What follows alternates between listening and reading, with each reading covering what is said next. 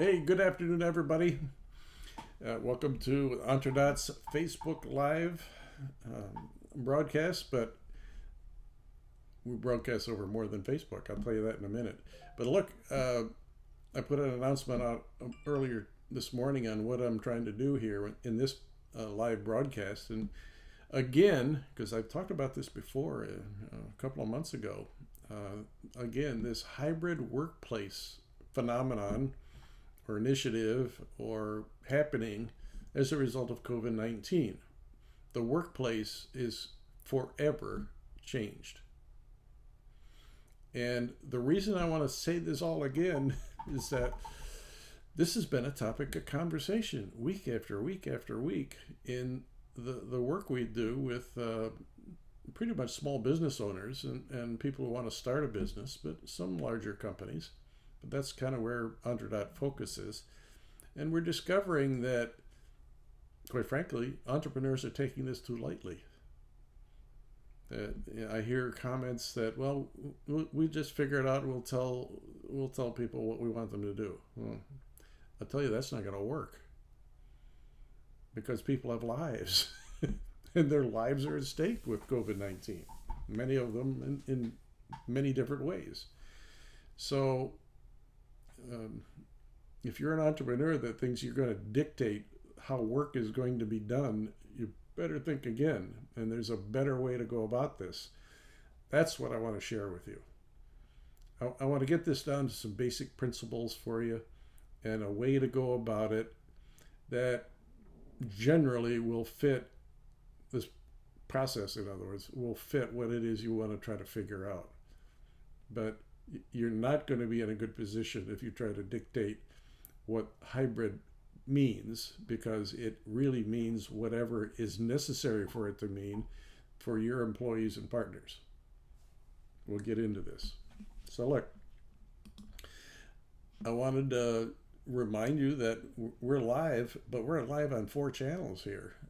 We recently picked up LinkedIn after trying for a year and a half. I don't know if any of you tried to get permission to go live on LinkedIn, but you fill out an application and wait a year or more in total silence because they don't respond to anything. And one day, a couple of months ago, I got this notice, "Hey, congratulations, you're now a creator." Oh my goodness, I've been promoted. So I'm now a creator on LinkedIn, but we have the Entredot and Bill Warner Facebook page that we go out on, as well as the Entredot YouTube channel. So we're a big time broadcaster now, 4 channels. So the in the event that you'd like to get a steady diet of me talking, I've got a lot of videos over here on YouTube.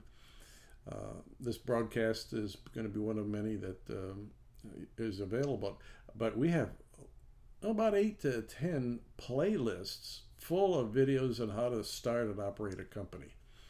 And this particular one, since it's a general entrepreneurship kind of subject, will be in the playlist called Entrepreneurship in Action. So I urge you to take a look at it and subscribe to the Entredot YouTube channel. When you see a video you like, make comments on it, ask me questions, I'll respond. But generally what we're trying to do is provide you in an organized way lots of content, lots of information. I hate using that word, content. Lots of information about how to start and run a company and all aspects of it.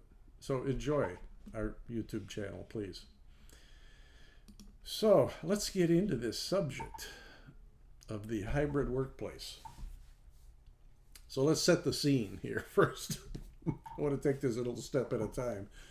There is great uncertainty about COVID. There's great uncertainty about what government agencies and what regulations are coming, and there's confusion to beat the band. If you're watching the news, I urge you, stop. You're getting such politicized news that you don't know what's right. I've stopped watching it. And you want to know something about COVID, call some medical professionals directly. Start with your doctor. But there's massive confusion. You see it every day. You probably feel that yourselves. So This recovery, as you know, has gone through lots of false starts and redirections, and it varies state by state, county by county, school district by school district. So therein lies a pretty messy scene as to, well, now you're a family person, you got a husband and a wife, kids, maybe your parents have moved in, whatever. You're in a company, and all of this situation has caused you to really worry a lot. And I hear this every day from people as to, being pushed and shoved in all these different directions, and trying to sort it out. So you as a business owner should, first of all, kind of have an appreciation for all of this confusion. And when you're talking to your employees or partners, you got to understand where they're coming from. They're just as confused as you are. So this whole thing, though, you as in a leadership role in your company have got to have a few principles that guide you. Let's put it that way. The first and foremost principle, or it's actually two, is health and safety. We're facing a pandemic. It's dangerous. Its level of danger varies person by person. The best off seem to be those that have been vaccinated twice, and the ones higher at risk that have no vaccinations whatsoever and have immune system issues. And that's the breadth of possible health issues people are dealing with. You better damn well know where every one of your people that you work with every day, where they are in that spectrum, from really in a dangerous situation no matter what, to fully vaccinated and healthy, wealthy, and wise. I mean, whatever they are. So you as a leader should understand that of yourself, as well as all the people you work with, all your employees, team members. And you should have the mindset that my role is to keep them and myself safe from the danger of this pandemic. A pandemic that is changing a lot. We've heard a lot about this Delta variant. I don't even know what that means. It's just another bug to me, but it's dangerous, and it's dangerous to certain kinds of people. You know that. If you have not been vaccinated, you're not only susceptible to good old COVID-19, but it's Delta variant and any other ones that come along. So you're at higher risks than people that are vaccinated. But you as a leader should ooze the high regard of keeping us as a company and as a team safe and healthy. Your decisions really come down to that. So before you make a decision to do this, that, or the other thing, and we'll talk about some of those this, that's, and other things in a minute, think about, is this going to keep people safe? And is it going to help them be healthy as well? So the second thing is, I urge you not to have this attitude that I implied, now 6-7 minutes ago, is my way or the highway. Okay, when 55% of the population has been vaccinated, you all come back to work. That's my decision. That would be a really bad way to handle things. There is no one way to do this. That's what makes it so damn complicated. There are certain principles that we need to go by, which I'll get into in a minute, but you're going to have to find the way that's right for your company and the people within it. And I'm going to tell you how to go about that as well. So, but don't walk into this whole situation as the leader of the company or the leader of the team that's going to figure this out in the company, that we know what to do, we know what we want to do, and we're simply going to communicate it and get it done. We decided. No. You're going to figure out the right way for your company based upon your understanding of your own people. And then thirdly, the very culture of your company should be one of caring and empathy and other, qualities of a good culture. But right now, high on your list of culture points, if you will, is health and safety. Health and safety should become an integral part of your culture and the way you portray your business and what is important to you as the leader of the company and what is important for the entire company to know that we stand for being healthy and keeping our employees safe. So I elevate health and safety to something that is an integral part of your culture. Okay, so we're starting there with leadership. Now, you got to take stock of what the heck is going on where your company is and where your jurisdiction is what are the regulations? And again, don't get this on the news because you don't know what county this news came from, or in some cases, what state we're talking about. Get it from the regulatory agencies, probably the Health and Human Services departments of city, county, state governments, probably more state, not county. But there are regulations and policies for school districts that come out of counties. So you need to know what rules they have for going back to school and masking and not masking and what time of day you go to school, what day you stay at home, and what it takes to be in compliance with all of these rules and regulations. You got to be current on it. Find people not in the news industry or media industries. Find people in the seats and departments of these regulatory agencies where the rules come from, and be current on them. Have sources for them, for this information. And I urge you to have a personal working relationship with some of these regulators and people at school districts, so you get the straight scoop of what they're going to do, not through some news report, because all this stuff is so biased right now, has been for a long time.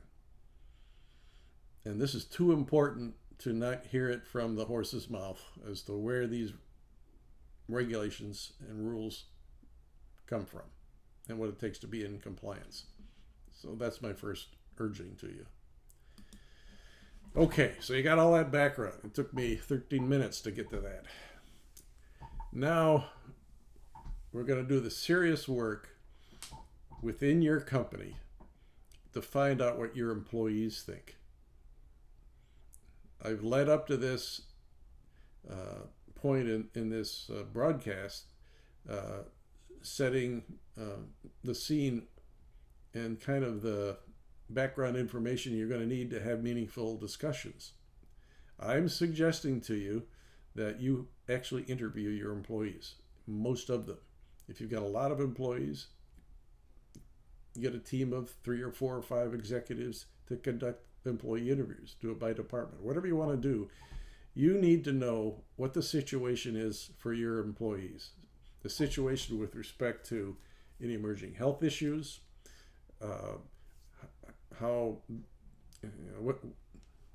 what's their vaccination experience, and are they or are they not? When you're talking about a family, back up. You want to ask them, what are their preferences for going back to work? Do you want to be able to work from home? How many days from home? What days of the week from home? Morning or afternoon? In case of half days. You want to know what they want, because they're sitting with a family with kids that, by the way, many of whom are going to school. And to further complicate their lives, you got 2 spouses and 1 or more kids, perhaps. If you have 2, 3, or 4 kids, and they're wide age groups, widely, so they're in different kinds of schools, junior high, high school, elementary. And the complexity for mom and dad there is complying with all the school regulations that their child goes to, mask or not mask, class on Monday, Wednesday, and Friday, school from home Tuesday and Thursday. That's for elementary. The junior high kids or the high school kids are on opposite days, putting the family into a situation where somebody's got to be home nearly all the time because all 5 days of the week there's one of their children at home in school. See how complicated this gets? You as a leader in your company need to know this. So if you were to dictate everybody's coming back to work now 8 to 5, you've got a situation where some people are not going to be able to do it. Some people may have to work at home the majority of the time. Some may be flexible enough to come to work 2 or 3 days a week. But you want to know their preference before you decide, because whatever you decide, you may be hitting a certain number of your employees the wrong way and they will quit. They'll go on to work with some other company that does meet their needs. But I urge you to take the time to do these interviews so you at least understand and have asked them what their preferences are. That will go a long ways in getting cooperation with your employees when you finally decide what hybrid working is for your company.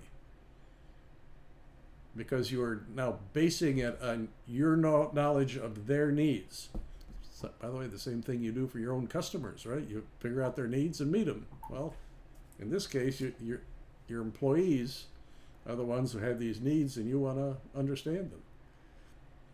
So these are interviews in a structured way, asking consistent questions so you can add all of this stuff up and see what the patterns are. Out of all of this morass of different viewpoints, patterns will emerge. How many days can you really expect on average from your employees to be there? We got to give them maybe total flexibility in which days they can be at work and some at not. Well, for certain kinds of meetings, we got to have them online then. And so you've got to figure out the various ways you're going to have them gainfully employed and participating either at work or remotely. In other words, you're going to have a certain amount of your employees, I think without a doubt, that are going to have to work from home some amount of time during the week. And the reports I'm reading from McKinsey and Forbes articles I've been reading and Forrester reports and stuff like that you may be on average talking about 2 to 3 days of work at home, and only a couple of them working at work. So I'm going to leave it at that. I urge you, be in touch with your employees, interview them, at least listen to what they need, and as you put together your plan, you're doing the best you can to meet their needs. By the way, you need to do the same thing, maybe not at the same depth, but with your customers and partners, people you work with outside your company frequently. You need to take some time, maybe done through your sales organization, is to understand where they're at with COVID and what their policies are. So you don't have people going and visiting them when they have Monday, Wednesday, and Friday work from home. And they only meet anybody at work at Tuesdays and Thursdays. You want to know what their policies are, and hopefully they've done a similar process of interview and understanding their own situation and have a policy that they can explain to you. But your relationships with your customers have changed materially. If you haven't done so already, understand where they're at. Their supply, if you're in product business, let alone services, you probably already know that the supply chain, the worldwide supply chain, is in turmoil. Many of you have parts sitting out in the Pacific Ocean right now on a boat or in some warehouse in San Francisco Bay or Los Angeles, waiting to be picked up at great fees for that service. But my message here is not so much that, is to understand where your customers are coming from, because it's materially going to change the way you sell to them and what their priorities are. So once you've done all of these interviews, particularly with your employees, you need to create a plan. Okay, now you got all this information, you know, all of these preferences and issues that people have. You're going to create a schedule for working at home and working at your place of work. Your space requirements may change. You may want to change your lease because you don't need this much space anymore, because you've got people, you don't have all your employees all at once in your building. So you think through your space requirements. You may want to change your lease to something less than what you've got. You need to decide how meetings are conducted. There's really, really important meetings where face-to-face is important. And there's dull status reporting meetings and coordination meetings and status reviews. All could be done online. So take them one by one. Figure out which meetings are online, which meetings are hybrid, which ones I require you to be here. So you schedule meetings that way. But you let people know, of course. You have a process for communicating this, and you have your own procedures for, if you're at work, here are the rules of the game. You're going to come in the front door. We're going to test your temperature. We say 6 feet apart, maybe not so much anymore. Masks are required upon entry and validation that you're okay. After that, masks are no longer required. Only people who can be vaccinated, have been vaccinated, can be at work. I'm making this up. These are the things you're going to decide in detail as part of your plan. And then you got all the special cases, employees that have special needs. And you figure out one by one, how am I going to accommodate them?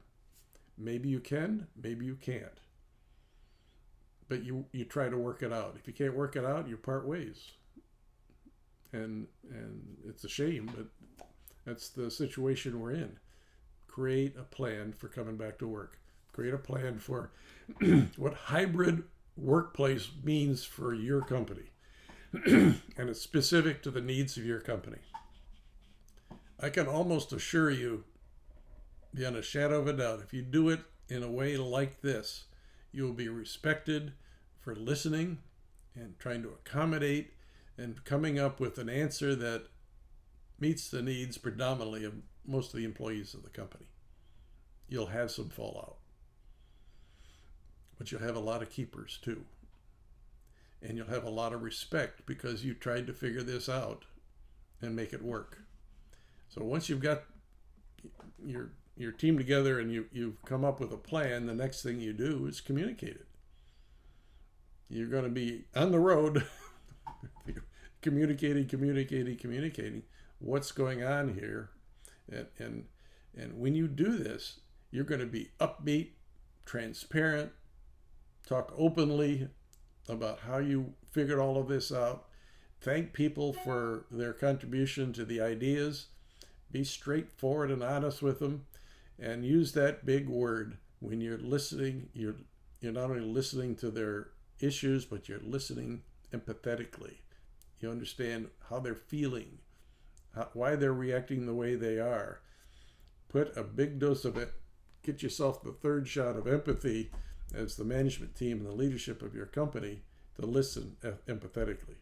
But you are operating from a position of great awareness of what the employees have told you because you've done all of these interviews. And don't equivocate. Be firm in your decision. Stick to it. Keep this simple. The more you can get this to we do, we don't. It's a yes or a no. It's not a what if, which will confuse the hell out of everybody. There will be special cases, but handle them as special cases, not as a general policy. Just say you're open to helping people with special needs. But generally,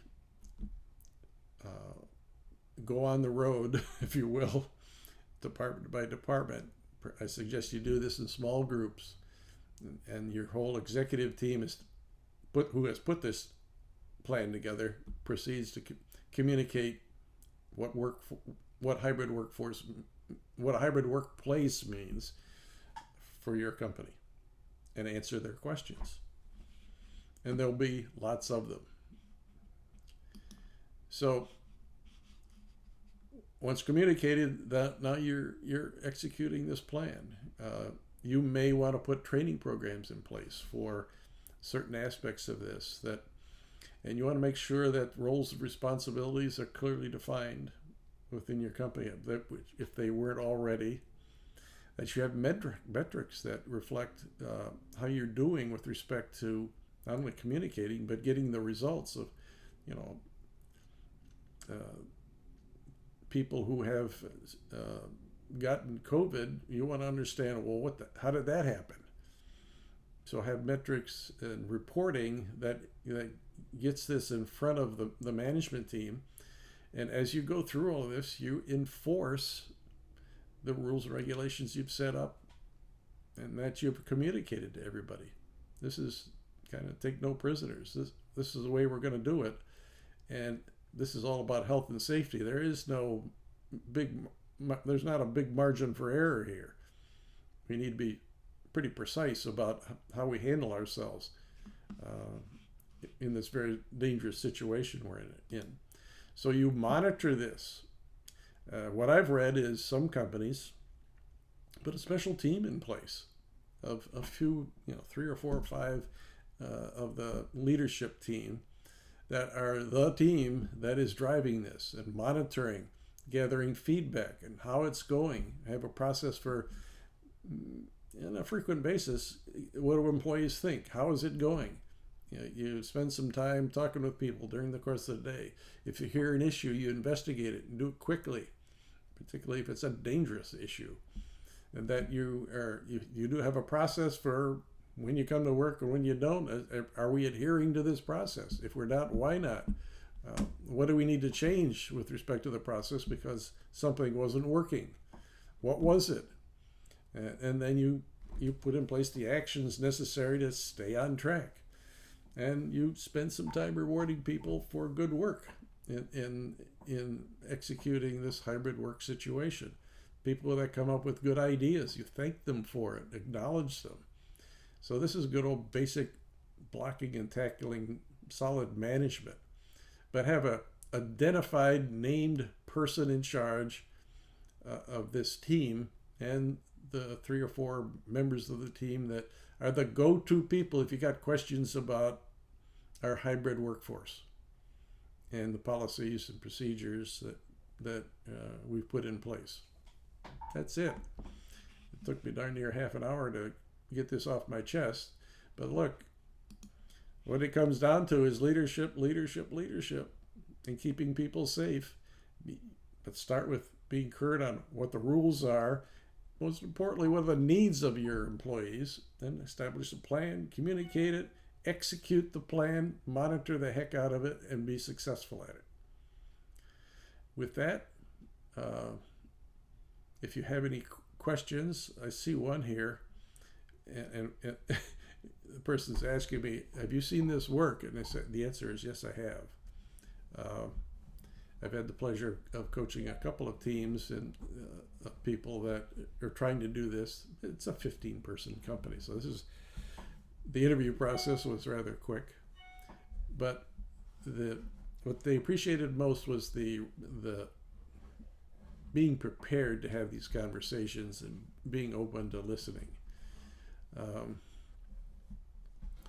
Then the next question is, what's my sense of I guess I'll put it my way, the level of worry people have about this? I have to tell you, it's high. It's high. I do see, though, some examples of people who are not managers, who are not really appreciating how important this is and really how difficult it is and time consuming. the attention you've got to put to this is pretty significant. And I'm seeing too many management people not taking this terribly seriously. And some of them have come across like they know it all. And you know me. how will I deal with know-it-all kind of people? Because I know it all. Well, they can't know it all. But you really got to be, open your ears and listen, and do the right thing for the people in your organization. I'm going to end it here. We're at the 30-minute mark. I think that's enough video for the day. But I hope that this is helpful, and I seriously urge you, if you haven't done so already, or if you have and any of this has inspired you to do more, get in touch with your people, do the right thing for them, keep them safe, keep them healthy. And in this new world that we're now entering, or have entered, and with the hybrid workforce. Have a great day.